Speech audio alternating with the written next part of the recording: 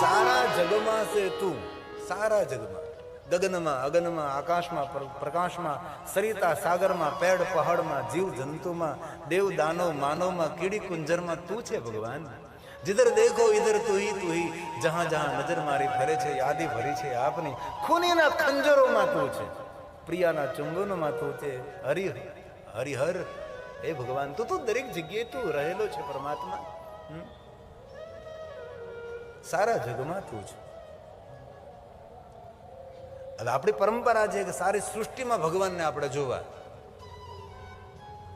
તો બહેનો જ આ લગભગ બધી, ભાઈઓ તો કોઈ ગાયું જ નહીં, મને ભાઈઓનો અવાજ ન સાંભળવાનો તો સારું થયું નહીં સાંભળવાનો.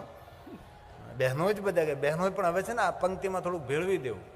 સારા જગમાં છે તું એમ નહીં, મારા સસરામાં તું, મારી સાસુમાં તું. એવી દ્રષ્ટિ મને આપો ભગવાન કે મંદિરમાં દેવાલયમાં તને જોઉં એમ નહીં, મારા સસરામાં પણ ભગવાન હું તને જોઉં, મારી સાસુમાં પણ ભગવાન હું તને જોઉં, એવી દ્રષ્ટિ મને મળે. ઘર ઘર સ્વર્ગ બની જાય, ઘર ઘર દેવલોક બની જાય, ઘર ઘરની અંદર સ્વર્ગના સુખો ઉભા થાય. પણ મંદિરમાં જન ગાતી હોય સારા જગમાં છે તું, ઘરે આવીને કે આ ભાભો મરતો જ નથી. શું ગાયું, શું સાંભળ્યું આપણે? તેથી સ્વયં બ્રહ્મા જે નારદને કહે છે, નારદ હું કોઈ ભગવાનની વંદના નથી કરતો, હું તો બ્રહ્મ છે ને બ્રહ્મ બીજની વંદના કરું છું. પૂરા વડલાની વંદના નથી કરી, વડલાનું નાનકડું બીજ છે, બ્રહ્માજી તેને વર્ણન કર્યું. બ્રહ્મ બીજ નમોસ્તુતે, નાનકડું બીજ કેટલો મોટો તેની અંદર વડલો પ્રકટ થયો છે. વડલાને પ્રણામ કરું નહીં, પણ એ જે બીજ છે એને પ્રણામ કરું છું. બીજને ઉત્પન્ન કરનાર કોનો? પરમ સદાશિવ. દરેક બીજનું સર્જન કરનારા શિવ છે. ક્યારે કોઈ તર્ક કરે ને એ વડલો પહેલા કે બીજ પહેલા? ભગવાને સૃષ્ટિની રચના કરી, બીજનું આખું મોટું વિજ્ઞાન છે. પણ આપણે બીજને હાઇબ્રિડ બીજ કરી નાખ્યા છે, હાઇબ્રિડ બિયારણ કરી નાખ્યું છે. આપણા શાસ્ત્રોમાં મનુસ્મૃતિની અંદર આ બીજનો પણ મહિમા છે. કઈ રીતે બિયારણ ઢાંકવું જોઈએ તેની પણ વાતો આપણા શાસ્ત્રોમાં છે. હાઇબ્રિડ ન કરાય. તેથી બ્રહ્મ બીજને પ્રણામ કર્યા છે, જે સર્વવ્યાપક છે, સર્વજ્ઞ છે, સર્વવ્યાપક, સર્વવ્યાપક સર્વજ્ઞ. એ બ્રહ્માજીની વંદના છે, નિરાકાર પ્રત્યેની વંદના છે. સર્વશક્તિ સમન્વિતા અતિ સુંદર દેવેશ નમસ્તે જગદીશ્વર નમસ્તે જગદીશ્વર. જગતને પ્રકાશ આપનાર તેને જગદીશ કહેવાય. હું નમસ્કાર કરું છું જગતને પ્રકાશિત કરનાર પરમાત્મા, જે ગુણાતીત છે, ગુણાધાર છે, સર્વ ગુણ જેની અંદર સમાયેલા છે અને અંતે સર્વ ગુણોથી પાર છે એવા ભગવાન પરમાત્મા નિરાકાર શિવ ભગવાન, હું તમને વિનંતી કરું છું અને પ્રણામ કરું છું.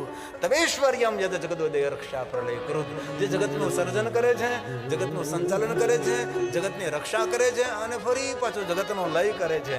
જેને જાણવા માટે ત્રિવસ્તુ વ્યસ્તમ ત્રિષુ ગુણ ભિન્નાશુતમશુ, ત્રિવસ્તુ ત્રિવેદ જેને જાણવા માટે નિરંતર પ્રયાસ કરે છે, કોણ છે, કોણ છે, કોણ છે, કોણ છે. આ પુષ્પતંત્રની સુંદર રચના છે. તવેશ્વર્યમ યજ્જ જગદુદય રક્ષા પ્રલય કૃત, જાણવા માટે વેદ ત્રૈવસ્તુ વ્યસ્તમ ત્રિષુ ગુણ વિનાશુતરુષુ. ઈશ્વરને નહીં માનનારો માણસ ઈશ્વરના વિરુદ્ધમાં વાત કરે છે. કેવા લોકો ઈશ્વરના વિરુદ્ધમાં વાત કરે છે? અભવ્ય, ભાવિત લોક, ભક્તિહીન, ઈશ્વર વિરોધી માણસ હોય ને એનાથી દૂર રહેવું, સત્કર્મ વિરોધી તેનાથી દૂર રહેવું. જીવનનું સાર્થક કરનાર સત્કર્મ છે. ઈશ્વરનું સાનિધ્ય આપણા માટે સુખનું સ્થાન છે. પુષ્પતંત્રે કહ્યું કે આવા દુનિયામાં માણસો છે અનઈશ્વરવાદી, અનવિશ્વરવાદી, ઈશ્વરને નથી માનતા. તમને ખબર છે આપણા સનાતન ઉપર મોટો ખતરો છે. એક એવો સમાજ ભારતમાં નિર્માણ થઈ રહ્યો છે જે અનઈશ્વરવાદી છે. એ લોકો ઝુંબેશ ઉઠાવી, બ્રહ્માને નહીં માનીએ, વિષ્ણુને નહીં માનીએ, અમે શિવને શંકરને નહીં માનીએ, અમે રામને નહીં માનીએ, અમે કૃષ્ણને નહીં માનીએ. આવું એક જુલુસ આપણા ભારત દેશની અંદર થઈ રહ્યું છે. ભણેલા દીકરા દીકરીઓને ખબર હોય કેટલું કેટલું થઈ રહ્યું છે સનાતનના ખતરા માટે. તેથી ભગવાનને પ્રાર્થના કરી, ભગવાન એ મહાદેવ કૃપા કર, ત્રિશુલ ઉઠાવ અને મારો ભારત દેશ હિન્દુ રાષ્ટ્ર તરીકે સ્થાપિત બને. અને આજને તો કાલ કરવું જ પડશે. જો આપણે નહીં જાગીએ, સંકુચિત દ્રષ્ટિથી રહેશું, દરેકને સ્વીકારવા પડશે. આજ મારે સવારે એક વાલ્મીકી આવ્યો હતો, અમારો બહુ ભક્ત, જૂનો ભક્ત, વર્ષોથી પતિ પત્ની પરિવાર કથા સાંભળે, હળતા મળતા રહે. તો દૂરથી પગેલા, દૂરથી મને લાગે છે ભાઈ મને નજદીક આવે. વાલ્મીકી છે, ભગવાન મહાદેવનો ભક્ત છે. અને શિવના દરબારમાં દરેકનો સ્વીકાર હોવો જોઈએ, તિરસ્કાર નહીં, મર્યાદા જરૂરી છે. તેથી આ ભારત દેશની અંદર પહેલેથી આવી એક વસ્તુ ચાલી રહી છે. પુષ્પદંતે તેનો ઉલ્લેખ કર્યો, અભવ્યાનામસ્મિ વરદ રમણીય વાતો કરે, ઈશ્વરના વિરુદ્ધમાં વાત કરે છે. આવા ઘણા માણસો હોય છે ઈશ્વરના વિરુદ્ધમાં વાત કરનારા.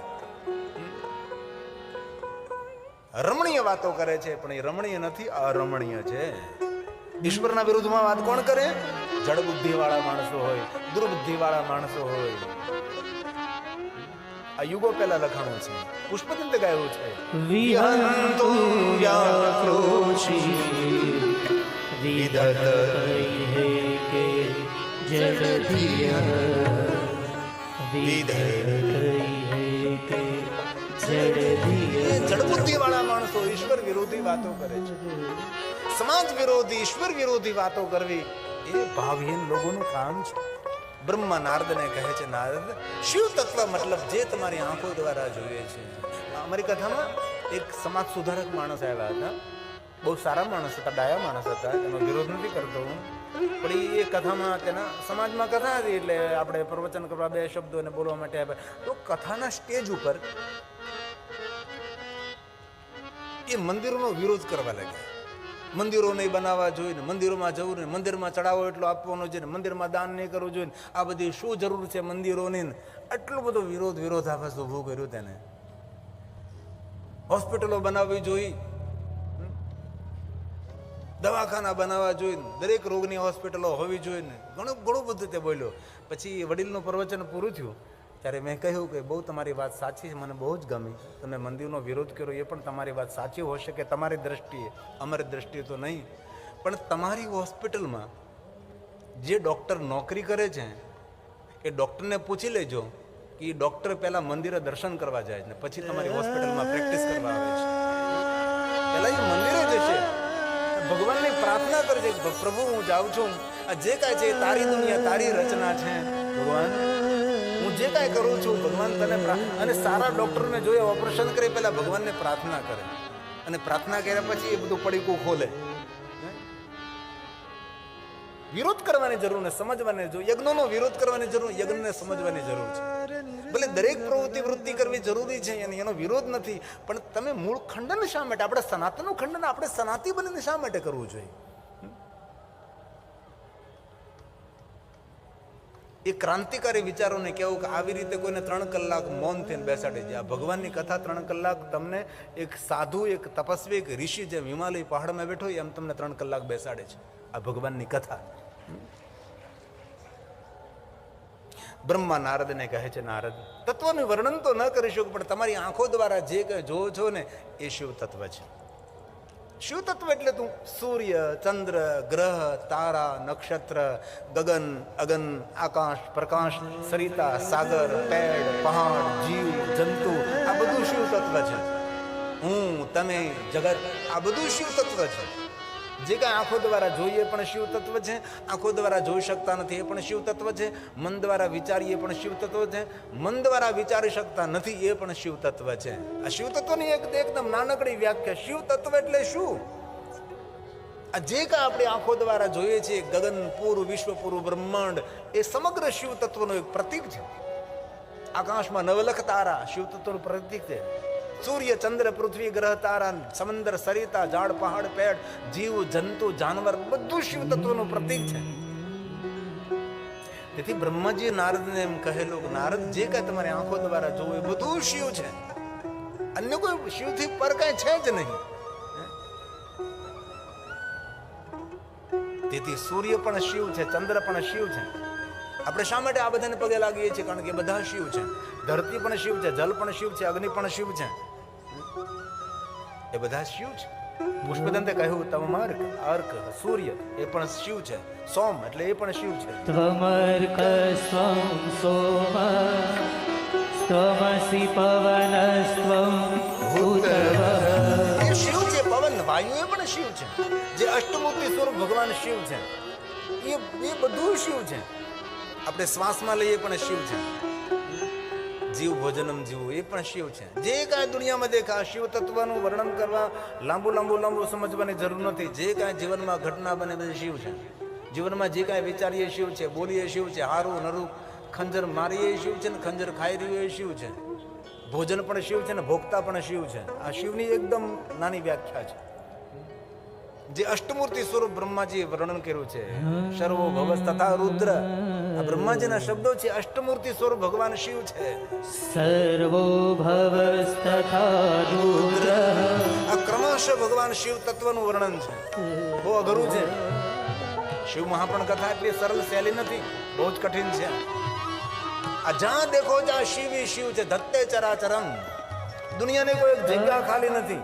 જે બહાર છે અંદર છે, અંદર છે જ બહાર છે. બોલતો નથી એ પણ છે, ને બોલે છે પણ એ પણ, શબ્દ એ પણ, ધ્વનિ એ પણ, ધ્વનિનો અર્થ એ પણ, વાગ અર્થ એ, વાણી પણ એ ને એનો અર્થ પણ એ, બધું શિવ શિવ છે. આ શિવ તત્વની વ્યાખ્યા છે. ધત્તે ચરાચર.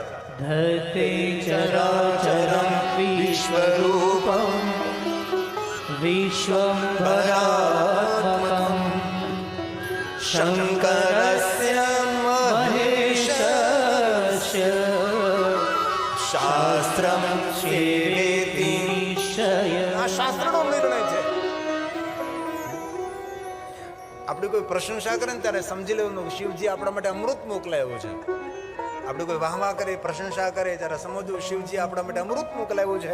ક્યારેય કોઈ આપણી અપકીર્તિ કરે, ગંદા શબ્દો બોલે, આપણું અપમાન કરે ત્યારે સમજી લેવાનું ભગવાન શંકરજીએ જે ઝેર પીધું ને એમાં થોડોક પ્રસાદ આપણને આપ્યો છે.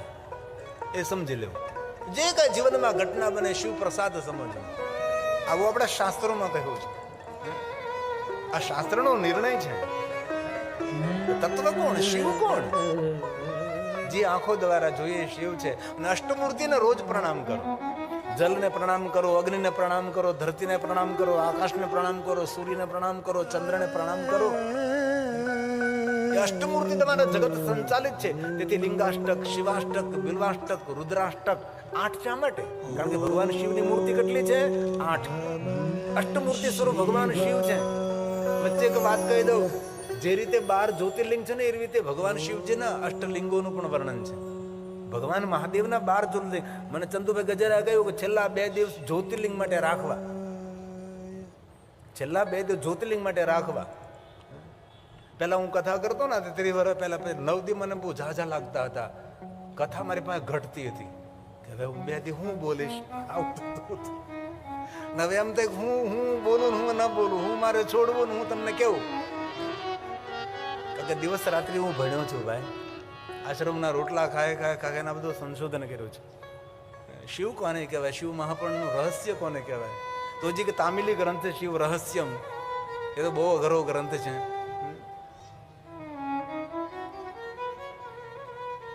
કોણ શિવ છે? તત્વ શું છે? સૂર્ય પણ તું છે ભગવાન, ચંદ્ર પણ તું છે. અને રોજ અષ્ટમૂર્તિને પ્રણામ કરજો. અને બહુ દિલથી ભાઈઓ બહેનો આપ સૌને મારી પ્રાર્થના, સવારમાં જાગો, ઉઠો, પરમ તત્વ નિરાકરણનું થોડું ધ્યાન કરજો. સીધું બિસ્તર ને છોડતા. આપણું બિસ્તર એ જ આપણું સમાધિ સ્થાન હોવું જોઈએ. આપણું બિસ્તર એ જ આપણું સાધના સ્થાન હોવું જોઈએ. આપણું બિસ્તર એ જ આપણું ધ્યાન સ્થાન હોવું જોઈએ. ભલે જે હોય તે બિસ્તર અપવિત્ર બધું મનના કારણો છે. પવિત્ર અપવિત્ર. આંખ ખોલો, સીધા ઊભા નહીં થાવ. આંખ ખોલો થોડો માટે શરીરને તેના રૂટિંગમાં આવવા દો. ધીમેકથી બેસો, ઊંડા શ્વાસ લો ધ્યાનથી. અને કોઈ દી ડાબે પડકે ઊભું નહીં થવાનું, જમણે પડકે ઊભું થવાનું. આખી ક્રિયાઓ બધી આપણા શાસ્ત્રોમાં યોગ ક્રિયા લખેલી છે. કેવી રીતે સુવાય, કેવી રીતે ઊભું થવાય, કેવી રીતે સવાર તમારી, કેવી રીતે ભોર, કેવી રીતે સાંજ, કેવી રીતે મધ્યરાત્રિ, સવાર કેવી હોય છે, બપોર કેવી હોવી જોઈએ, સંધ્યા સમય આપણો કેવો હોવો જોઈએ, આપણું ભોજન કેવું હોવું જોઈએ, ભોજન પછી કેવી સ્થિતિ આપણી હોવી જોઈએ. આ બધું જ યોગ શાસ્ત્રની અંદર કહ્યું છે. પણ લોકો ભણતા નથી, લોકો શીખતા નથી, લોકો સાંભળતા નથી. તેથી વધારે કાંઈ નહીં, પણ જ્યારે તમે આંખ ખોલો ત્યારે ભગવાનને પહેલાં તો ખૂબ ખૂબ આભાર માનજો કે ભગવાન કેટલી સુંદર તે મને નિંદ્રા આપી. અને કદાચ રાત્રે નિંદર ન આવી હોય તો આપણે ભગવાનને આભાર માનજો કે ભગવાન આજ રાત્રે નિંદર ન આવી, તેથી કેટલી વાર તારી યાદ આવી, તારું કેટલું ભજન મેં આખી રાત્રે કર્યું છે. આવું તને ભગવાનને કહેજો કે નિંદર નહીં આવી તો મને કેટલી વાર હનુમાન ચાલીસા થયા, કેટલી વાર શિવ ચાલીસા થયા. આ બધું ભગવાનને કહેજો. અને જો નિંદર આવી ગઈ તો કહેવાનું ભગવાન ખૂબ સુંદર નિંદર આવી, અને કેટલો સુંદર રીતે મને ત્યાં જગાડ્યો ભગવાન. એવી મજા આવશે તમને જીવવાની. ઘણા લોકો રાત્રે સૂઈ ગયા છે, સવારમાં ઉઠ્યા નથી. ભાઈ, આપણને ભગવાને સવારમાં નિંદ્રામાંથી જગાડ્યા છે. અને ભગવાનની પ્રાર્થના સ્તુતિ કરી અને ધરતી પર પગ મૂકો એ પહેલા માતા પૃથ્વીને પ્રણામ કરજો. જે ઉઠીને ધરતી પર પગ મૂકે એ પહેલા માતા પૃથ્વીને પ્રણામ કરે ને, તેની રક્ષાની જવાબદારી માતા પૃથ્વીની રહે છે. આપણી ઋષિમુનિઓને પ્રણાલી છે.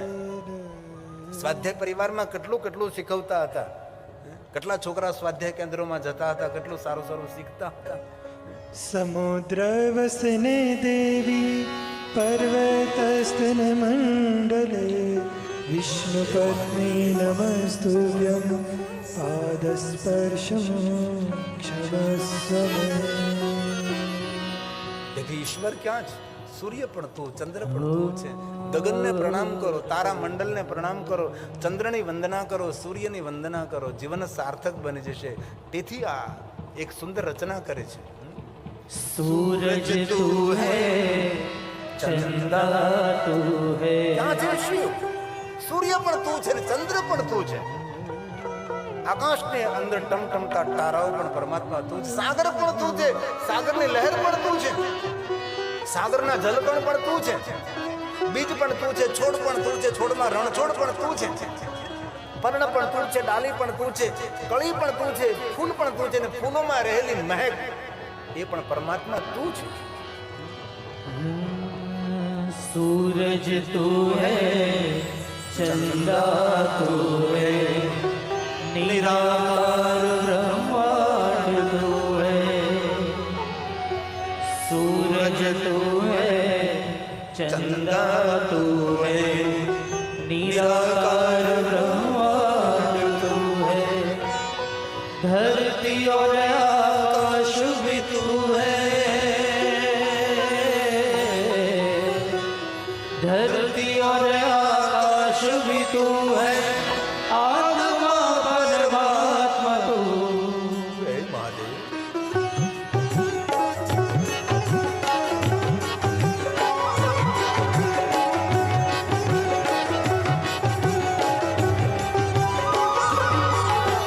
सूरज तू है, चंदा तू है, निराकार ब्रह्मांड तू है.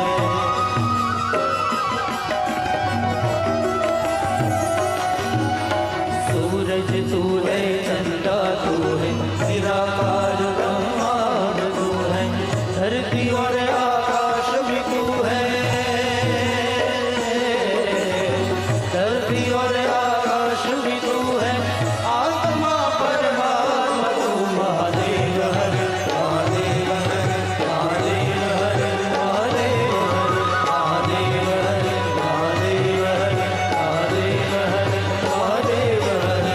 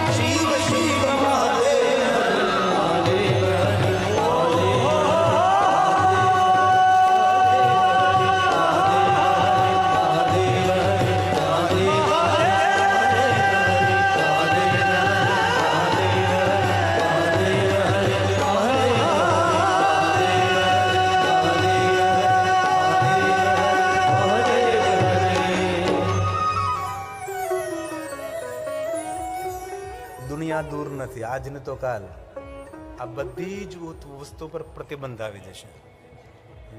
આપણા રાજકીય બધા મહાનુભાવો વિદેશની યાત્રા કરે. વિદેશની યાત્રામાં કોઈ જગ્યાએ કોઈ પણ પ્રકારનું કોઈ શોર ન કરી શકે. વિદેશની મહિમા નથી ગાતો હું, પણ અમે દુનિયા આખી ફેર્યા છીએ. આવી રીતે કોઈ દેશની અંદર પરંપરા, આપણો ભારત દેશ, આ મેરા ભારત મહાન, ત્રણેય પટ્ટી ઉપર ચાલતો હોય ટ્રક. આજને તો કાલ જરૂર આ બધા પ્રતિબંધો આવશે. વિદેશોમાં ફટાકડા ન ફોડી શકાય, ડીજે સાઉન્ડ વગાડી શકાય, જાહેરમાં ઢોલ. અમે કથા કરીએ ને તો હોલમાં કરીએ, કથાનો અવાજ બહાર નહીં જવો જોઈએ તો પણ. અને શરૂ કથા એ તેના માણસો તપાસ કરવા, વચ્ચે ચાલવાની જગ્યા છે, આ બાજુ ચાલવાની જગ્યા છે, આ બાજુ ચાલવાની જગ્યા છે, પહેલી બાજુ ભાગવાની જગ્યા છે, આ બાજુ ભાગવાની જગ્યા છે, આ બાજુ ભાગવાની, ચારે બાજુ ભાગવાની જગ્યા હોવી જોઈએ. ત્યારે તો પરમિશન મળે કથા કરવાની. એટલે કાંઈ તકલીફ થઈ હોય તો લોકો ચારે બાજુ ભાગી શકવા જોઈએ. આપણી લોકો તૈયારી રાખે અને થોડોક પણ હોલની બહાર અવાજ નહીં જવો જોઈએ. અહીં જો અમારે બોલ્ટનના ભાઈ આવેલા છે ને પૂછો, તમારા દેશમાં આવો ઘોંઘાટ અવાજ આવે? તમારો દેશ ને, અમારો તો નહીં જ. ગૌરવથી કહે અમે ભારતીય છીએ, ભલે વિદેશમાં રહીએ છીએ પણ અમે છીએ ભારતના.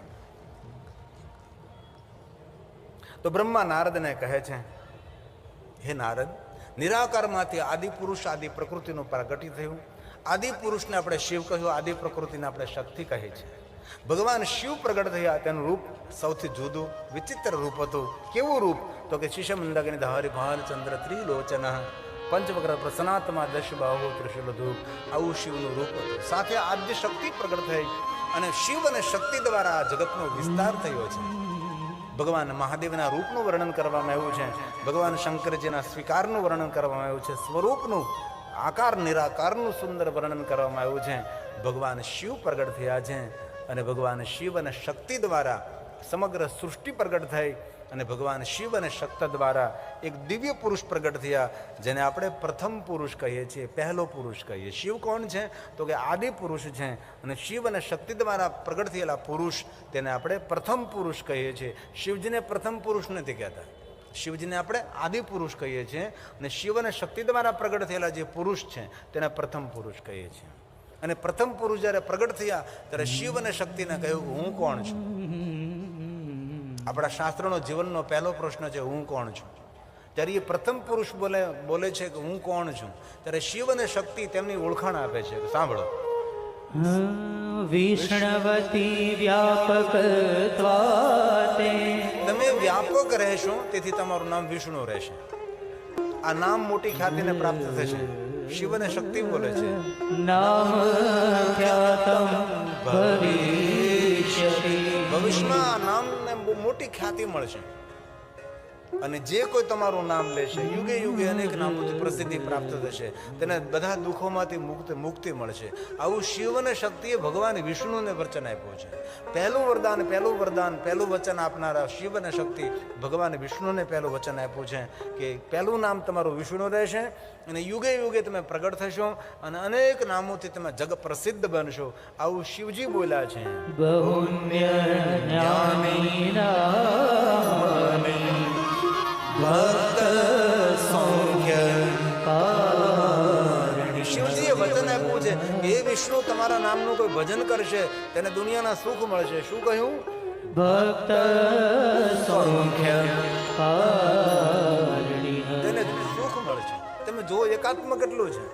ભજન કર્યો કોઈ વિષ્ણુ ભગવાનનું અને ભગવાન શિવ સ્વયં વચન આપે છે કે તેને દુનિયાના સુખ મળશે. તેથી ભગવાન શિવ અને વિષ્ણુને જુદા ન જોવા. જે માણસો વિષ્ણુ ભગવાન અને શિવને જુદા જોવે છે તેના પુણ્યનો ક્ષય થાય, આવું શિવપુરાણમાં કહ્યું છે. તેથી મહાદેવના ભક્તોએ વિષ્ણુનો વિરોધ ન કરવો, વિષ્ણુ ભગવાનના ભક્તોએ શિવનો વિરોધ ન કરવો. મમ હૃદય વિષ્ણુ વિષ્ણુ હૃદય યહમ પરસ્પર દેવો ભવ.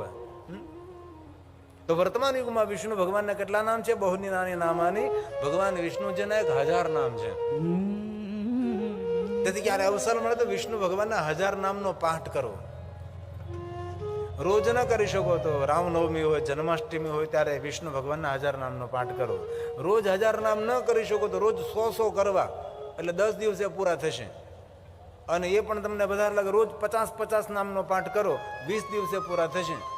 એમ પણ તમને ન ફાવે તો રોજના 25 નામ બોલો, 40 દિવસે પૂરા થશે. કારણ કે આપણે જેમ ગાડીને ઘર હપ્તે લઈને ભગવાનના નામે હપ્તે લેવા આપણે. બીજું તો શું કરવું સમય ન હોય તો ભાઈ? સમય નથી માણસો પાસે. હા, આત્મકલ્યાણ માટે સમય ન કાઢીએ માણસનો નાદાન સમજવો. આપણા પોતાના સ્વ માટે તો સમય કાઢવો જોઈએ ને. આધ્યાત્મિકતા મતલબ સુખ દુઃખની સમજ. આધ્યાત્મિકતા મતલબ પરમાત્મા પર પૂર્ણ ભરોસો, પૂર્ણ શ્રદ્ધા. જો આધ્યાત્મિકતા નહીં હોય તો માણસ હતાશ થઈ જશે, નિરાશ થઈ જશે, નકારાત્મક થશે, ડિપ્રેશનમાં ગરકાવ થઈ જશે, એન્ઝાયટી થઈ જાય તેને, તણાવગ્રસ્ત માણસનું જીવન થઈ જાય. ઈશ્વર ઉપર થોડો ભરોસો, ઈશ્વર ઉપર વિશ્વાસ અને ખૂબ ભગવાનનું ભજન કરવું, ધ્યાન કરવું, પ્રાણાયામ કરવા, જે તમારા ઈષ્ટ હોય તેના નામની માળા કરવી, સત્કર્મ કરવું, દાન કરવું, પુણ્ય કરવું અને સારા કાર્યો કરવા પ્રેરિત થાવ તો કોઈ દિવસ તણાવગ્રસ્ત જીવન ન થાય. આજે લોકો તણાવમાં જીવન જીવે છે. ચહેરા પર ઉર્જા નથી, ચહેરો લટકેલો છે, ચહેરા પર નિરાશા છે, ઉદાસીનતા છે, હતાશા છે, નિરાશા છે. કારણ કયું? કારણ કે આધ્યાત્મિકતાનો અભાવ છે, ભગવાનના ભજનનો અભાવ છે. અને જીવનની ઘણી બધી ઘટના એવી હોય છે ઈશ્વર પર છોડવી જ પડે. ઘણા લોકો એડવાન્સ વિચારમાં પડી જાય. એડવાન્સ એટલા બધા વિચારો કરે, નહીં કભી નહીં. ઘણું બધું ભગવાન ઉપર છોડી દેવાનું, ઈશ્વર કરે તે સાચું. અને એકવાર ભગવાન ઉપર છોડતા થઈ જઈશું ને તો ભગવાન બધું આપણું કામ કરતો થઈ જશે. ઈશ્વર ઉપર શ્રદ્ધા હોવી જરૂરી છે. નરસિંહ, મીરા, કેટલા તુકારામ, કેટલા મહાપુરુષોના ચરિત્રો આપણે સાંભળ્યા છે, જલારામથી દરેજ. પણ શ્રદ્ધા, અતૂટ વિશ્વાસ હોવો જોઈએ. તેથી જ્યારે અવસર મળે તો વિષ્ણુ ભગવાનના 1000 નામનો પાઠ કરવો. અને જેટલા વિષ્ણુ ભગવાનના નામો છે બધા નામો શિવજીના મુખમાંથી પ્રગટ થયા છે, તેથી વિષ્ણુ ભગવાનના નામનો મહિમા છે. અને જેટલા મહાદેવના નામો છે એ ભગવાન વિષ્ણુજીના મુખમાંથી પ્રગટ થયા છે. ભગવાન શિવજી જ્યારે શ્રી હરિને મળે, સુરોત્તમ, નરોત્તમ, પુરુષોત્તમ અનેક નામોથી ભગવાન વિષ્ણુનું સંબોધન કરે છે. તેથી વિષ્ણુ ભગવાનના 1000 નામો પ્રગટ થયા છે. એવી રીતે ભગવાન વિષ્ણુજી મહાદેવના પરમ ભક્ત છે. રોજ ભગવાન શિવની પૂજા કરે અને 1000 કમળ રોજ ભગવાનને અર્પણ કરે. રોજ 1000 નામ બોલે, 1000 કમળ અર્પણ કરે. આજે ભગવાન શિવ મહાપ્રણને અમારા આચાર્યજીએ કમળ અર્પણ કર્યું છે, કમળ પુષ્પ ભગવાનને. આવા 1000 પુષ્પો રોજ ભગવાનને ચડાવે. અને આજનો તો દિવસ સોમવાર છે ને, સોમવાસરે નિશિવ ભોજનમ. આજનો દિવસ તો શિવ ભક્તો માટે ઉજ્જવળ છે. શાંતિ આપનારો, સુમતિ આપનારો, સંતતિ આપનારો, સંપત્તિ આપનારો, મનોકામના પૂર્ણ કરનારો દિવસ. અને થઈ શકે ને તો સોમવારના દિવસે સફેદ વસ્ત્રો પહેરવા. ચંદ્રની કૃપા રહે, ચંદ્ર સંબંધી. સોમવારના દિવસે શ્વેત વસ્ત્રો, એક દિવસ માટે સફેદ વસ્ત્રો પહેરવા અને સફેદ પુષ્પ મહાદેવને ચડાવવા.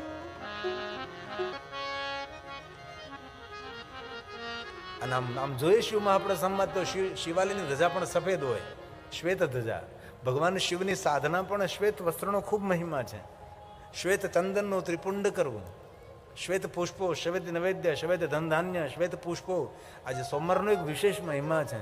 આજે સોમવારના દિવસે ભગવાન શિવજી સ્વયં લક્ષ્મીજીને મળ્યા હતા. આજના દિવસે ભગવાન તેને મળ્યા હતા, મહાદેવજી તેને મળ્યા હતા. લક્ષ્મીને શિવ સાધના આપનાર કોણ? વિષ્ણુ ભગવાન. વિષ્ણુ ભગવાને લક્ષ્મીજીને કહ્યું, લક્ષ્મી મારા ઈષ્ટદેવ મહાદેવ છે, તેથી તમે પણ શિવ સાધના કરો. અને ભગવાન વિષ્ણુએ પોતાના કરકમલો દ્વારા સ્ફટિક શિવલિંગ વિષ્ણુ ભગવાને લક્ષ્મીજીને આપ્યું. જો લક્ષ્મીજીએ સ્ફટિક શિવલિંગની પૂજા કરો. અને લક્ષ્મીજી સ્ફટિક શિવલિંગની પૂજા કરતા હતા. પ્રાતકાલે પૂજા કરે, મધ્યાહને પૂજા કરે, સંધ્યા સમયે પૂજા કરે, નિરંતર ભગવાન શિવની ઉપાસના કરે. અને લક્ષ્મીની શિવ ભક્તિથી પ્રસન્ન થઈ ભગવાન મહાદેવ ત્યાં પ્રગટ થયા છે. લક્ષ્મીને વરદાન આપ્યું છે કે લક્ષ્મી, સોમવાર તો મારી પૂજાની પ્રધાનતા છે, પણ હું તમને વચન આપું છું કે સોમવારના દિવસે લક્ષ્મીજી તમારી કોઈ પૂજા કરશે તેનું સર્વ રીતે કલ્યાણ થશે. તેથી લક્ષ્મીજીની કોઈ વિશેષ પૂજા કરવી હોય તો સોમવારના દિવસે કરવી જોઈએ. આવું શિવપુરાણ ગ્રંથમાં કહ્યું છે. ભગવાન શંકરજીએ લક્ષ્મીજીને બહુ જ વરદાનો આપ્યા છે. પછી ભગવાન મહાદેવજીએ કહ્યું છે કે લક્ષ્મીજી, તમારે કંઈ ઈચ્છા હોય તો તમે વરદાન માગી શકો છો.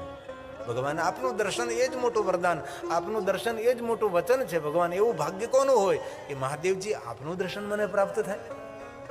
મારી ભક્તિના ફલ સ્વરૂપે મહાદેવજી આપ મારી સામે પ્રગટ થયા છો. જ્યારે ભગવાન શિવજી લક્ષ્મીની સુંદર સુંદર વાતો સાંભળતા ભગવાન મહાદેવે કહ્યું છે, લક્ષ્મીજી, અત્યાર સુધી આ જગતની અંદર તમને સૌ દેવતાઓ વિષ્ણુ પત્ની લક્ષ્મી કહેતા હતા, વિષ્ણુ પત્ની લક્ષ્મી કહેતા હતા, વિષ્ણુ પત્ની લક્ષ્મી કહેતા હતા, પણ આજથી દેવલોકની અંદર તમને વિષ્ણુ પત્ની લક્ષ્મી કોઈ નહીં કહે, પણ આજથી તમને દેવલોકની અંદર વિષ્ણુ પત્ની મહા